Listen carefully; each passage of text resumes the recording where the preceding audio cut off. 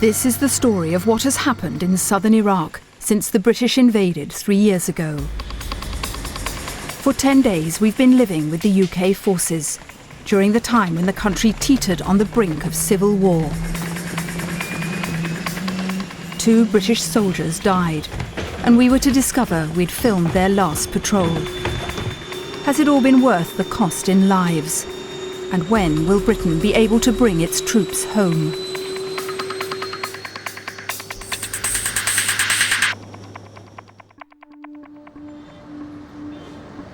A British base in the heart of Basra.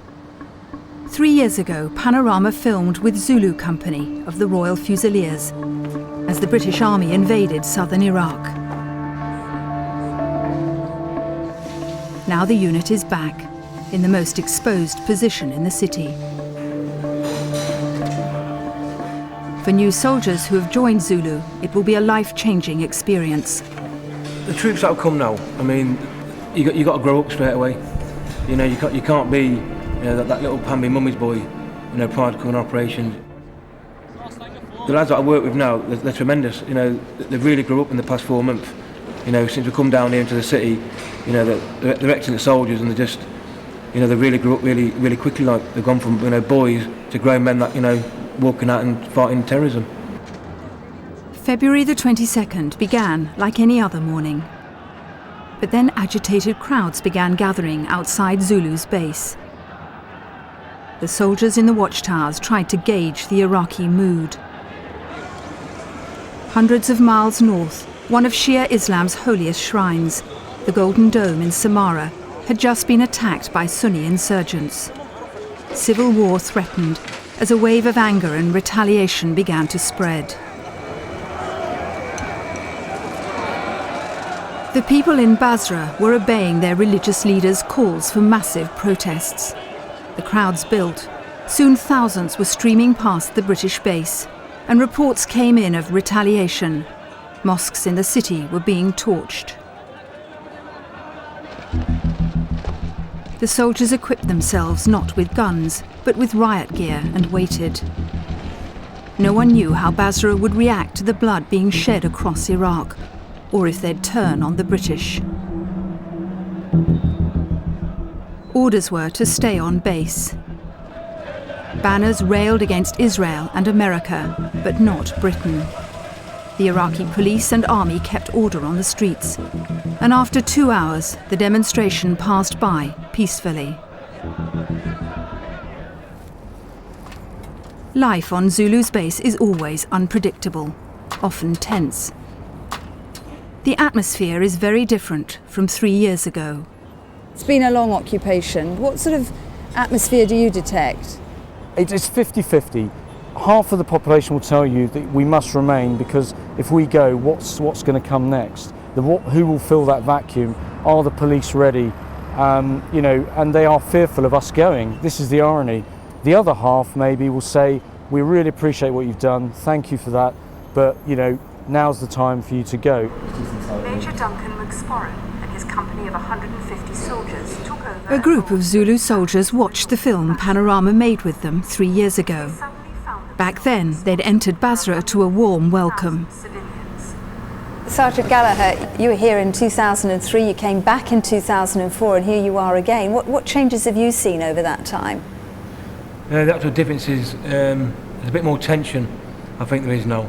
Obviously because they are becoming democratic and they are having their sort of their say in their own country. Lieutenant Alloway, you've had direct experience of the hostility out there in Basra now towards British forces. Tell us about the incident with the IED. I gather you were fairly seriously injured. It wasn't that seriously. It's all been blown out of all proportion. It's got a little bit of shrapnel hit me in the head. Obviously the Warrior, very well armoured, and the vehicle did very well. Here you are stuck right in the middle of the city. You're pretty exposed, aren't you, as a unit? Are you concerned about that, given the way that the feeling is out there on the streets? No, I mean, because generally, as a whole, we are, generally liked by the general public. When we go on patrol, it's just the minority that throws stones. It's the minority that, want to harm you. But in the day that followed the attack on the Samarra shrine, Iraqis turned not on the coalition, but on each other. More than 100 died in revenge attacks as the country slid towards chaos. You know, I've been in Iraq lots of times. I've been here 7 or 8 times even in the last 3 years since the war, and to me this whole thing feels very dangerous, you know, with the risk of sliding out of control. It's what basically everybody has long feared, this sectarian problem of Shia and Sunni clashing, Shia answering violence with violence, and if you get that happening, and that's what we've seen in the last 24 hours, then there really is a threat that this whole thing could boil over. We flew into Baghdad's green zone to meet Iraq's embattled leader. The helicopter threw out flares, banking sharply to avoid what could have been hostile fire. The coalition had helped bring democracy, but Iraqi politicians were still struggling to form a new government. The violence beyond the Prime Minister's isolated residence underscored his continued reliance on foreign forces. We are facing terrorism with implications at home and in the region. We were taken by surprise by the acts of sabotage, like the one that occurred in Samarra, and that could demand additional efforts on our part. Therefore, we must strengthen our resolve and work hard to make our security forces ready as soon as possible, but not at the expense of Iraq's security. So if the country's security makes it necessary that the multinational forces stay longer, we will grant them this time and not ask them to leave until we can handle the situation ourselves. We are there to help them build their democracy and the security forces in order to protect it. As they increasingly do that, we will go. We have no long-term imperialist ambitions. We want to be there as long as we are needed and not a day longer. And the success of the Iraqis in building their democracy and security, that strategy for success is also the exit strategy, because that is what will allow us to bring our boys home. There are 8,000 British men and women now serving in Iraq. The 4 southern provinces controlled by Britain cover an area the size of England and Wales, home to 1/5 of the country's population. The Desert Rats are currently deployed here. They took Basra 3 years ago, little thinking they'd be here today. None of us, I don't think, saw quite the consequences of us coming in. I think it'd be very unfair to say that anyone predicted us still being here in 2006. And why do you think you are still here? Well, I think we've encountered all sorts of different problems. I think, and I can speak personally, we underestimated the complexities of the problem that faced us. I think we underestimated the evil of the regime that we removed and the damage that that had done to the Iraqi people. 30 years of real evil has transformed southern Iraq and made it much more difficult for us to give them democracy, to give them their full freedom, because they don't quite know how to use it yet. Basra is no longer a city at war, as it was when we last came here. The Ba'ath Party had been ousted, leaving a power vacuum. Poor families, squatting in the homes of Saddam's former henchmen, then saw the British as liberators. Thank you, Mr. Blair. You want to thank Mr. Blair for bringing the army here? Yes, good, very good. And many people feel that in Basra? كل الناس. Yes. صفقوا ماما صفقوا.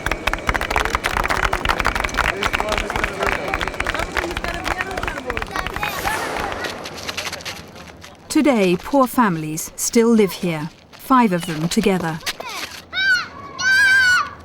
HAIDAR Aboud SAHI, his wife and 3 children live in one room with their cousin Mohammed and his family of 4. On the wall, pictures of 2 of Mohammed's brothers executed by Saddam for belonging to a political party. The new democracy now includes that party. The families talk to Panorama about life in Basra today. The positive things are we can get on with our day-to-day life now.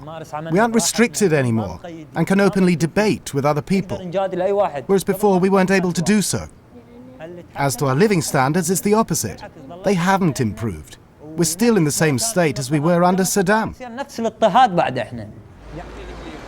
Security is the key to everything here, where opinion polls suggest 1/3 of people want the British to go immediately, or as soon as there's a new government. But 60% want the coalition to stay until security's restored or Iraqi forces can operate independently. Credit is due to the occupying forces for getting rid of Saddam. If it wasn't for the British Army's intervention, the violence in Basra would not have been stopped. I'm not saying I like them, but as long as our government is weak, their presence here is necessary. Once our government is strong enough, we all want them to leave. I wonder, if the occupiers leave us, will we be able to unite or will things get worse? It's an uncertain situation.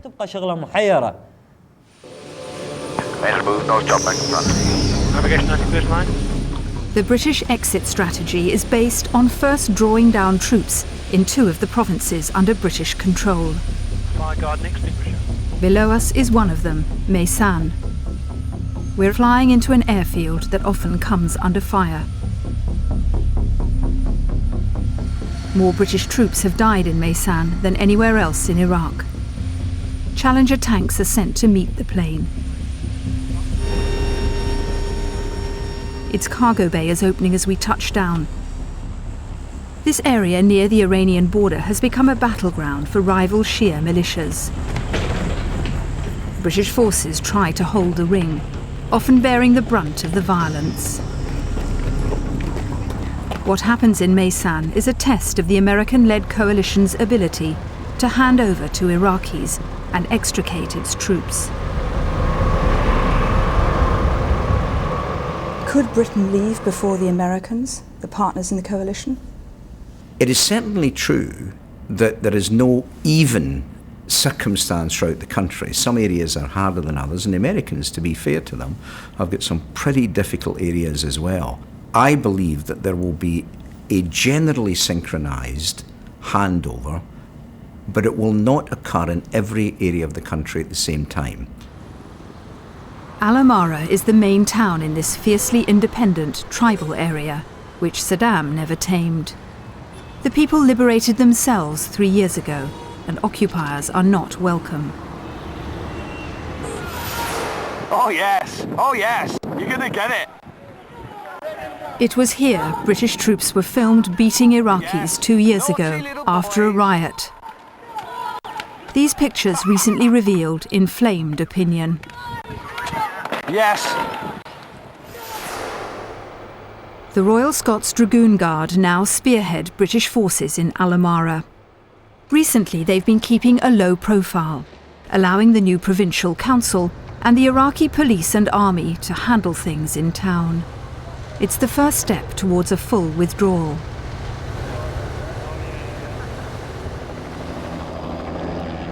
The top brass is flying in to give impetus to the transfer of power after a tense and violent week in Al-Amara.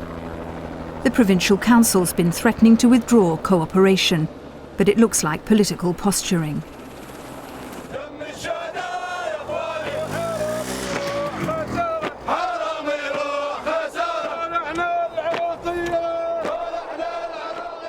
The head of British forces in Iraq is here to back up his local commander by adding some clout. To General Cooper's relief, the governor, the provincial council and the police chief all turn up, and the discussions are constructive. Not at all. The visit yesterday was an important event. The meeting is a success. Things seem to be improving and may soon be on a more even keel, allowing the British to move forward with transferring responsibility for security to the Iraqis. I'll be back in a week. It'll be ideal to see the government. Absolutely ideal. Okay, just keep the momentum going. Thanks. That was a good meeting. Thanks for leaving again.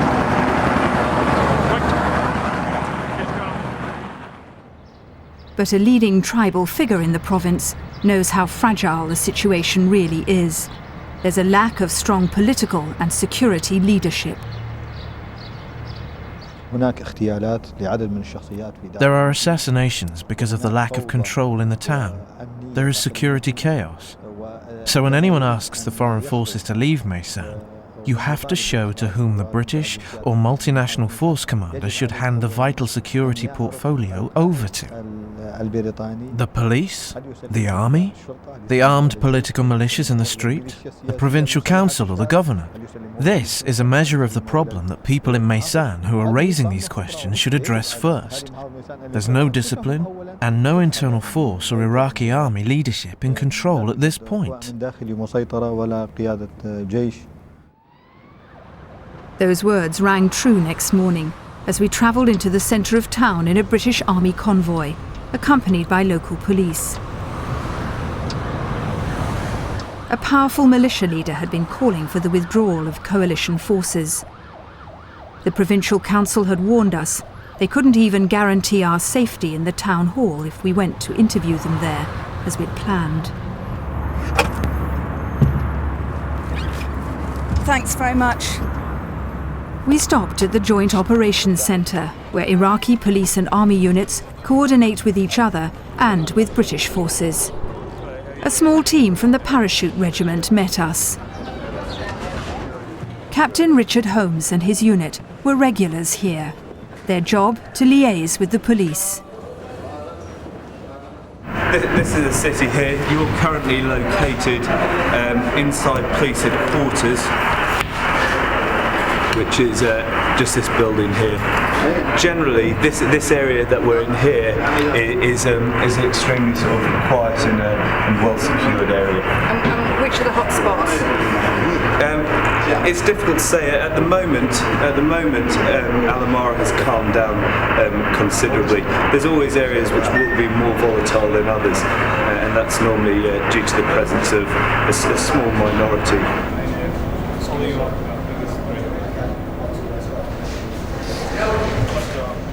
We're just about to leave the police building and go about 150 yards down the road with the paras on a foot patrol. It will give us a chance to test the temperature of the town right now.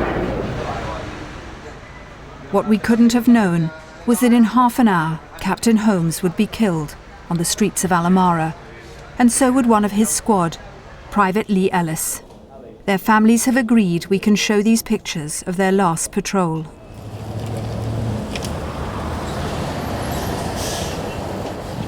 It was a normal weekday morning for Al-Amara. Seems calm enough. Yeah, I mean, as I said, we've been here 4 months, and this area especially, people have always been very welcoming. They're very friendly. Yeah. Salam alaikum. Salam. We were taken to the Civil Defence Building, where Captain Holmes used the Arabic he'd learned to help him talk to local people. من فضلك محمد شوادي؟ جاسم جاسم محمد خذهم الكاظم جاسم شكرا جزيلا. The captain showed me how efforts to train the local police were now resulting in the seizure of weapons which threatened British forces and the Iraqi people. So what's this then? Okay, well, what you have here, you have a 107 Katyusha. Essentially, these are the rockets that they've been firing at Camp Abu Najib. So these are the rockets that have been coming over into the British camp. It's been set up to fire towards our camp. The IPS, the police, put a cordon in. The civil defence then moved in, disarmed the weapon, and brought it back for our retrieval here. And what's this at the end here? At the end is an anti-tank mine. The countryside is littered with mines, which is a real problem. What people can do is they can take these away and turn them quite easily into an improvised explosive device, an IED, which they can use to then destabilise areas further. And obviously attack coalition troops as well as create mayhem in the community. It could be used to attack coalition troops. We found that they haven't been directed towards us, but what is great is that we're not having to get involved here because the Iraqi people are doing it for themselves. My team out the front. We moved back onto the street. The atmosphere seemed more tense. Captain Holmes and his unit quickly steered us to the patrol vehicles. There was no panic, just a quiet sense of urgency. We've just walked about 150 yards through town, and clearly our military escort is worried. We're not able to stay here much longer. And it's hard to get a real feel of the place. It feels okay, but obviously Amara is a pretty wild place, and the military just aren't taking any chances, so we're heading off now.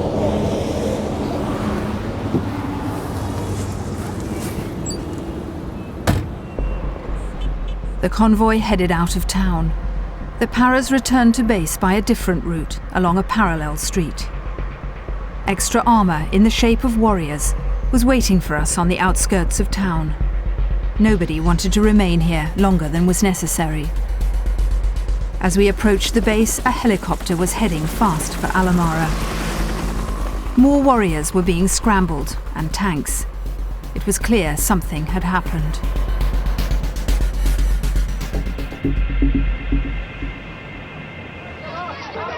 A roadside bomb had ripped into a British convoy as it returned to base. As soldiers went to recover the casualties, they were attacked by locals with stones and petrol bombs. Captain Richard Holmes and Private Lee Ellis had been killed after they left us. Their commanding officer spoke to me just minutes after he'd learned of their deaths. The full details of what has happened are coming in as we speak into the operations room, not 50 yards from here.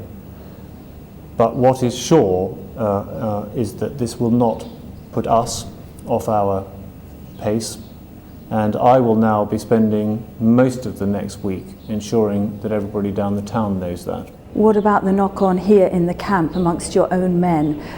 2 casualties, as we understand, obviously a devastating blow for the unit. It will be. It's not the first time we've been there. It may sound slightly harsh and heartless to say it, but everybody came here prepared for that. They all know how they'll deal with it. They will have to have a quiet moment to themselves.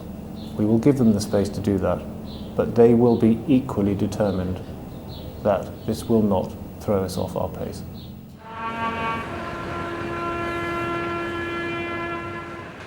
So often, the British military have to accept their casualties without retaliating against the killers. There is simply too much at stake. Captain Richard Holmes and Private Lee Ellis were sadly killed. That is a tragedy. But the fact of the matter is that will not knock us off track. Given the preponderance of weapons and given this maturing democracy and this trait that people will tend to look for a violent solution if they can't find a democratic one or if they don't get their own way, that to a degree will continue in Iraq for the foreseeable future. That does not mean that the situation is untenable. Every single death is a tragedy, and I feel that. I am the person who has to write to every next of kin for every British soldier who dies, so I know it better than most how tragic a single death is, and every one of those lives is hugely valuable to its family and to this country. So who is killing British forces here in southern Iraq? As dusk falls, British bases in Basra find themselves targeted by mortars. We came under attack and had to seek cover 2 out of 4 nights in this camp.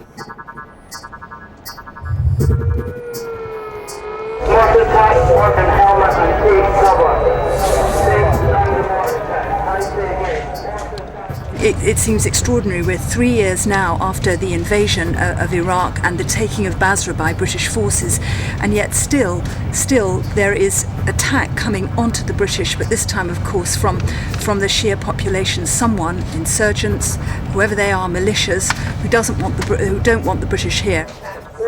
Luckily for everyone, the mortars rarely score a hit. It's more about harassing British forces. People are now going from tent to tent with torches, checking that everybody in each tent is okay, and obviously looking to see if there have been other mortars that have landed in this facility. And we've been told to stay where we are until we hear the all clear. The south isn't a battleground between Sunni and Shia, as it is in so much of Iraq. The enemy here is more difficult to define. Why are there direct attacks against the British? It could be a lot of different reasons. It could be that we have arrested a member of a political militia and that's reduced their power and they want to deal with it for that reason. It could be that they want us out. It could be that orders from afar have come, do something, just poke them in their eye. There are so many different reasons. I can't give you a straight black and white answer. But is there a danger now that the British risk becoming part of the problem? They're caught in the middle of these power struggles, and they may continue if there is a focus, if there is a British presence here, for them to direct their anger and their violence against. There's always a risk that you become part of the problem until you understand that problem. The problem is often the militias. Once resistance fighters against Saddam, many now form the armed wing of political parties. These militias, a feature of the new democracy fostered by the coalition, have been responsible for torture and killings. And they've been implicated in the deaths of many British soldiers. But because they have to work with their political masters, the British often have to stomach such militia killings without retaliating.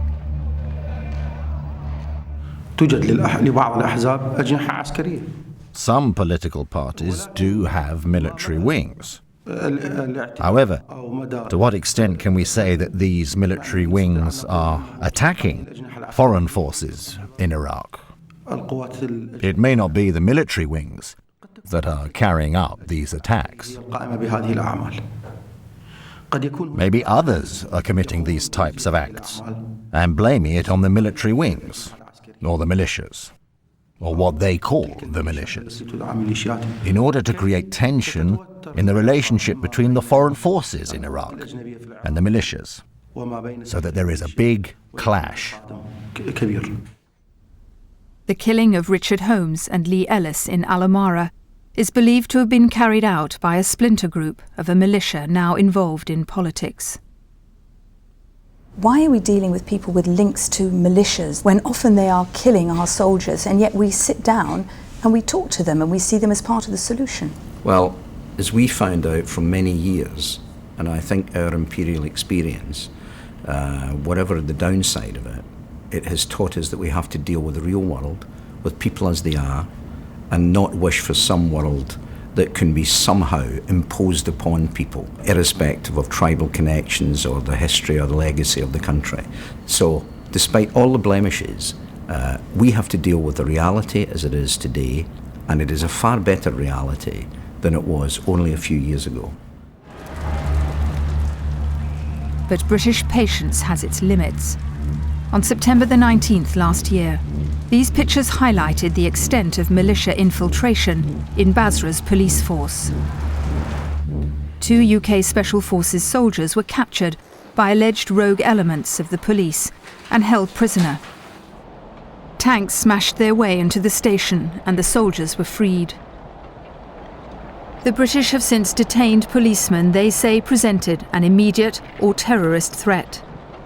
The provincial government retaliated by ending all cooperation with UK forces. Not every detainee is a criminal. They may not have done anything. So the British should have investigated and presented the evidence so that people could be aware of it. Why was everything shrouded in secrecy? The logical way here is either to convict them if they're guilty of something, or if there's no evidence against them, then they should set them free. So the ball is in the British court.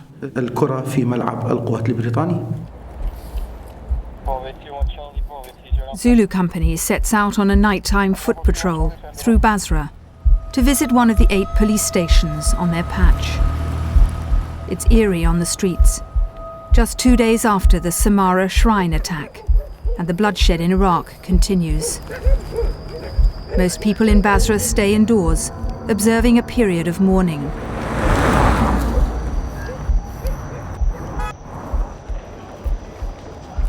We're just going to pause here and do some checks.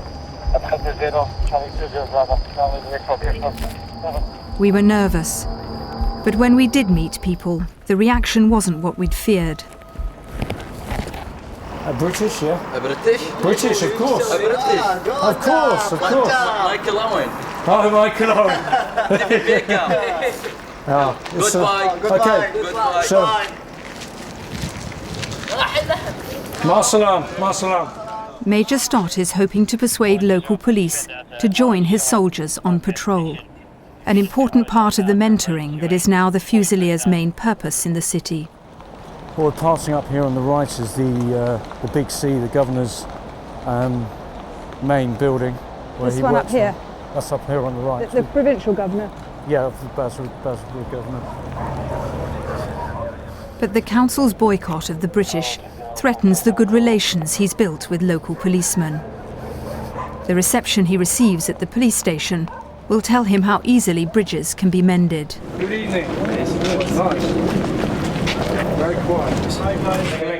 The British team are invited up to see the Iraqi police commander. So far, so good. Salam, salam. Shlonak? Ahlan wa sahlan. Zain? Zain? Good, good. Nice to meet you, Zain. Shalom. That's great. Shokran, shokran. If possible, could he give us 4 or 5 men to come out on a joint patrol? Whatever he can do, whatever manpower he can give us. We understand, how many he can give you? 4 men, 5 men. يقول لا يعني دوري يا راجل 4 تقدر تعطيني 4 5 ماكو اشكال. Is that okay? Excellent. It looks like the council's official policy of non-cooperation isn't going to hold on the ground. Major, how did it go in there? What was your reaction to what you heard? I was actually pleasantly surprised. I mean, this particular station is a friendly station anyway, but considering the situation we're in, they were even more ready to patrol with us and even more delighted to see us than I could have possibly imagined. But within minutes, everything changes. Yeah. Who gave you this information? It was one of his officers. Okay, which one? He's gone back inside. Okay, just pass my compliments and tell him we'll be on our way. I'll have to go next round. Okay. So what's happening now? Yeah, I mean, within 2 minutes of just talking to you about how pleased I was, unfortunately, this is slightly sad. The young major here, the station commander, has received a phone call saying that unfortunately he can't now come out with us, having agreed. So he's had orders from on high. Yeah, he's had orders from on high. But which really reflects what I said to you earlier about the fact that at the grassroots level, at the coalface, you've seen for yourself that these guys desperately want to keep a relationship with us. Salam alaikum. Democratically elected Iraqi leaders are now asserting their right to rule here 3 years on. Basra Council's not yet re-established relations formally with the British, though there are discreet contacts.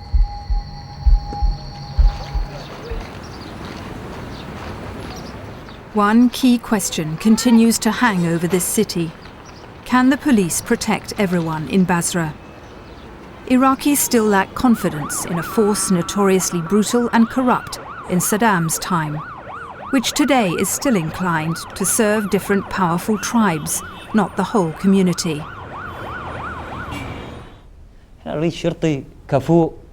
We want hard-working police officers. If anything happens 20 metres away from the police station, they won't even move. It's as if they're only there to protect themselves.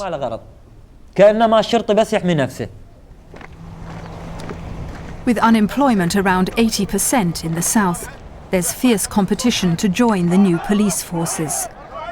But as Mohammed found when he tried to get a job, some local officials still do things the old way. He said, "You will go through a secretive employment process." So I thought to myself, this will involve bribery and money. So after 10 days, he contacted me and told me to come over and bring some money with me. And I thought, what's this? It was pretty obvious that it was about bribery. There is no difference between this regime and the old regime. I see no difference. They're both about bribery.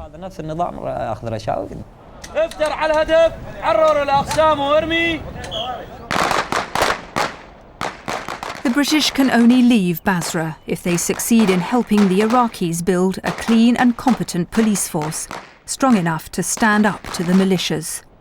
Okay, the scenario is that you have stopped a vehicle at a checkpoint.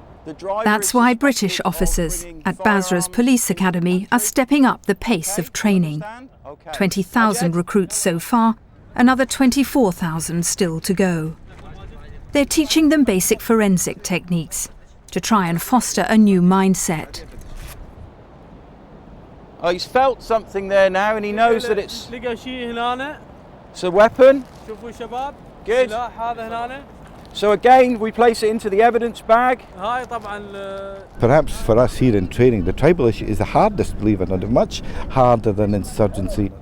You mean they owe loyalty to a tribe, not to a whole group of people, that they pick and choose, their loyalties are divided, that sort of thing? That's right, and there are many, many instances where the police will not arrest somebody because that person is of the other tribe, and that policeman will himself be threatened after the incident. So rather than get involved, they walk away, and this is somewhere where the rule of law has got to take a greater effect. The British have learned some lessons. Valuable time was lost early on, and they tried to model the police too closely on the British bobby. A more paramilitary force is now taking shape. The Iraqis are being mentored by former policemen from Northern Ireland, who have their own experience of sectarian conflict. But there's still a problem with poor quality recruits, corruption and militia infiltration.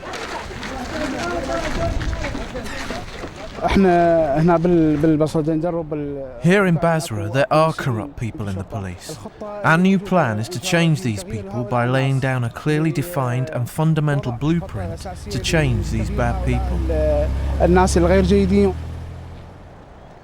There's a long way to go. We never ever did think that we were going to change this thing in the time that we're here. My personal belief is going to take 30 years to make some changes. It will be a generational thing by the time these changes take into place. Britain will only be able to withdraw its troops when Iraqi security forces are able to protect their own country. Nearly 250,000 of them have been trained through coalition efforts so far. But the most vulnerable place, 15 miles offshore in the Arabian Gulf, still relies largely on foreign forces. When the coalition invaded Iraq, there was widespread suspicion that the real motive was oil. The oil fields onshore were quickly handed back to Iraqis to operate and protect. But at sea, a British naval commodore heads a multinational task force still protecting Iraq's most valuable asset, its 2 oil platforms. With pipelines in the north currently shut down because of attacks by insurgents, over 90% of Iraq's revenues come from the oil that flows through these offshore pumping stations, where tankers from around the globe queue to fill up. These platforms are critical not only to Iraq, but to the world's economy. Well, I suppose in strategic terms, defence of these oil platforms represents, if it was hit, Iraq would have its economy hobbled, the West would be humiliated, and of course you'd see a vast increase in oil prices. So economically, it's very strategically important. Terrorists have already targeted Iraq's oil exports. 2 years ago, a small Al-Qaeda boat packed with explosives got dangerously close to the platforms. 3 American sailors who intercepted it were killed. So over here and around us is effectively a ring of steel, whether it's an American ship, whether it's an Iraqi patrol boat, whether it's a US Coast Guard, whether it's a Royal Naval warship, to gradually warn off and ensure that anyone who's a would-be terrorist can't get close to affect the platforms. And if they're not persuaded by that steel, as they get closer, they will be met eventually by the lethal fire delivered by the Iraqi Marines here on the platform. A new detachment of Iraqi Marines, trained by the coalition, have now taken over responsibility for defending the platforms. And the fledgling Iraqi Navy now patrols these waters.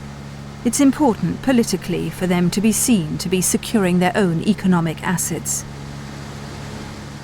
But the real muscle is still provided by coalition battleships, as we found out aboard a British frigate.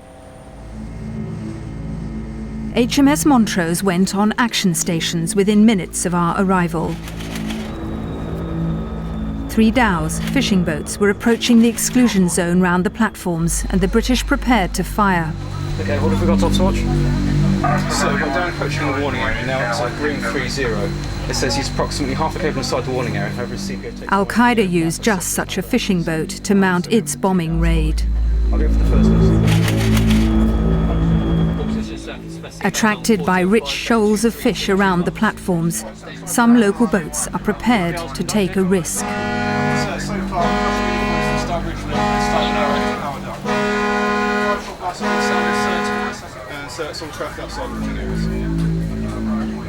Stand down, starboard minigun, return to bridge. At the last minute, the dhows veer away.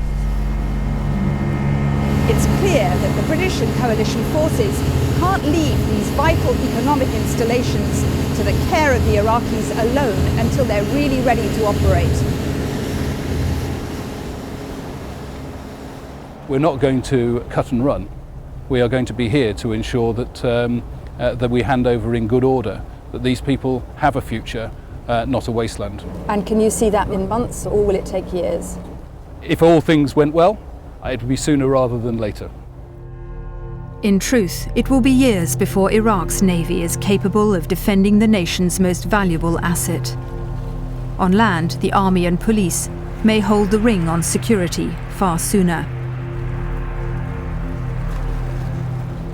It's been a really interesting and provocative trip because although we learnt some things that we expected when we came here, we also learnt some surprising things, which is that basically the British are still held in good regard by most people here in the south of Iraq. They talk about the understanding the British have shown and the softly approach. So that was unexpected. On a more personal level, I mean, I've seen the military at first hand, I've seen the successes, but I've also seen the tragedies that have befallen them, the death of two soldiers that we had met just minutes before they were killed by a roadside bomb. In Al-Amara, British troops are increasingly pulling back into base outside town, while encouraging Iraqi security forces to take up the reins. The deaths the British have suffered in their ranks won't stop that process of drawing down. The government has just announced there will be 800 less troops in Iraq by May. This week, as his two soldiers were buried, Colonel Edwards, their commanding officer, sent us this personal tribute to them. I wanted to take this opportunity to say a couple of words about Captain Richard Holmes and Private Lee Ellis. We've been through the shock and of course the sadness of losing good friends and indeed good soldiers. And that was widely recognised, and I have a letter here from the staff in the Provincial Joint Operations Centre, some of which I'm going to just read you. We share with you your sorrow and sadness for this tragedy, which is so painful because we've lost a dear friend who is close to our heart and souls. At the same time, we condemn this criminal act. We pray to God to have mercy and forgiveness on your soldiers, and may God give their families patience and comfort. And that says a lot, because that sums up the best of British soldiers doing the best of their work in very difficult circumstances. The war and its aftermath have claimed 103 British military lives, over 2,000 coalition dead, and tens of thousands of Iraqis. Iraq still hesitates on the brink of civil war. Its own forces not yet ready, its government not decided. It's still far from certain when Britain will be able to bring all its boys home.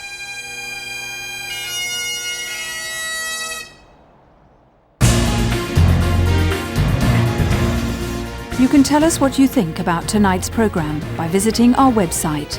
Next week on Panorama, the NHS blame game. Government spending on the NHS has hit record highs. So too has this year's NHS deficit. We reveal a sorry saga involving mistakes, miscalculation and wasted opportunity.